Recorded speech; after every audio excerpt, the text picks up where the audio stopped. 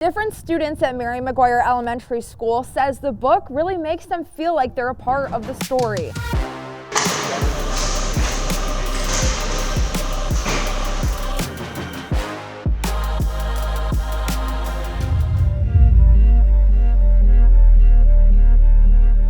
Look at it. Oh my God. Oh, you can see the funnel. Do you see the funnel up there? We have confirmed that a tornado touched down in Gaylord this afternoon. It's a day so many in the Gaylord community will never forget. Oh my gosh. Oh my. Tornadoes on the ground, 32 in Myrna. Oh my God, look at it! Looks like part of Hobby Lobby roof is gone. One of the hardest hit areas. First, see the destruction here at Nottingham Forest Park. Just takes your breath away. Nottingham Forest Mobile Home Park.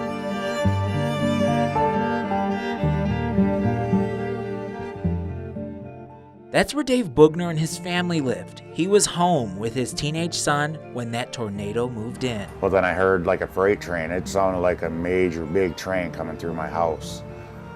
Went to my bedroom and looked out and I seen a carport fly over my house and hit my neighbor's house. He told his son to brace himself. A tree came through the roof, then... The only thing I remember is getting thrown through my bathroom wall and then coming to, screaming for help, and my son coming to find me.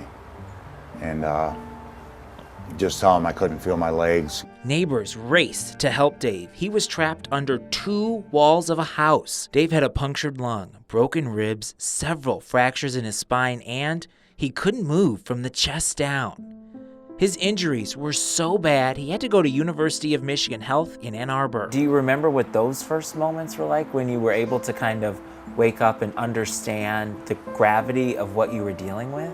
It probably took me a good couple weeks coming out of all that to realize what's going on. But they started telling me the extent of my injuries and stuff like that. So yeah, that was kind of hard to take. He knows he's lucky he survived that EF3 storm. When you were finally able to kind of see some of the images of Gaylord after the tornado, and specifically your neighborhood, I mean, your Nottingham Forest was hit extremely hard. When you finally saw those images, what was your reaction? I cried. I mean, I've been wanting to get out of there for a while, but not this situation, you know. Yeah, it was very hard for me. His body broken. Nothing left, just right down to the frame. And his home destroyed. Even memories and stuff, you know, like a lot of pictures, a lot of things that were sentimental. A lot of it was recovered.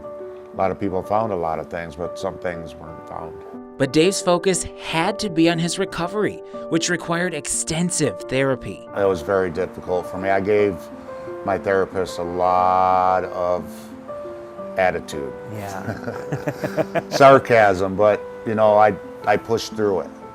Every time they gave me a new goal to get, I did it. I can remember the first time I worked with him, I went into the room and he actually had a full plan of how he wasn't going to have to do anything. Tracy Newsom and Mike Blackstock are occupational and physical therapists at the University of Michigan. I genuinely enjoyed each session coming in to try and figure out how, in a different way, I can convince Dave to do what I want him to do today on this session. And so I would then try to come up with different reasons. Well, this is why we should do it today. And I would always try to come up with different ideas as to why Dave should do what he doesn't want to do. I'd pick on him, I'd joke around a lot, but I did the work. And it was very hard to do that work. What was pushing you to do that work at that time? To get back home to my family. To try to be able to do what I need to do to become independent again. Finally, on July 22nd, after more than 2 months in the hospital, Dave was able to go home. What was that moment like? Get me out of here. I am ready to go. I was so ready to go home. If I could jump for joy, I would have been jumping for joy. But where would he go? The storm destroyed everything. Well, while Dave was focused on his health, his community in Gaylord was focusing on all the rest. A GoFundMe was set up to help his family with expenses since Dave could no longer work. A stranger heard their story and offered a place to stay. Organizations stepped up and got Dave a power chair to help him get around. I couldn't believe the town did that. I mean, that's very, very overwhelming kind of for me, you know. Just seeing how this town came, and not even just the town, just people that heard my story, you know, just helping me out. And I'm very, very grateful. He is so thankful to everyone who had a hand in saving his life and helping his family bounce back. It takes special people to take care of what happened to me, you know. I'm trying to now thank people here in Gaylord for the help.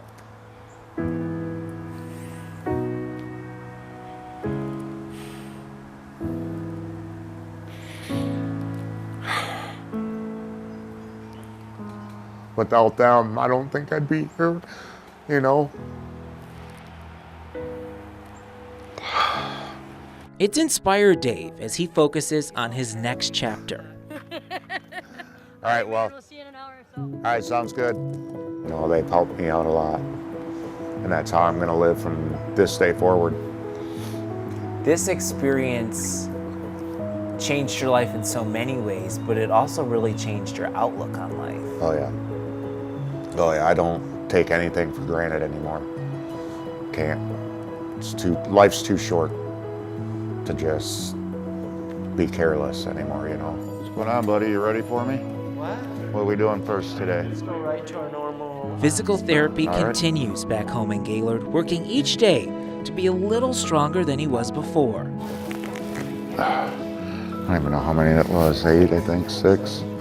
You are really working to live life every day now, but I know that for you really want to walk again. Yes, that's my #1 goal.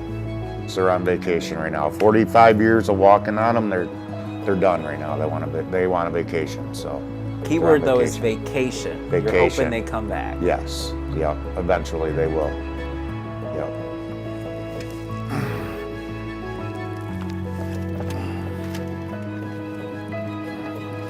Glad I could do it, babe. Look at that.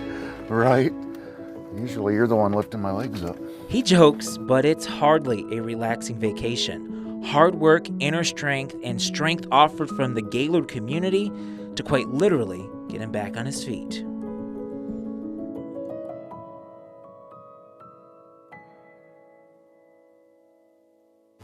When drivers fill up their tank for Thanksgiving travel, they might think the price is good compared to a few months or even just a few weeks ago. But don't let the price fool you. It's not that great compared to this time last year. They're ridiculous.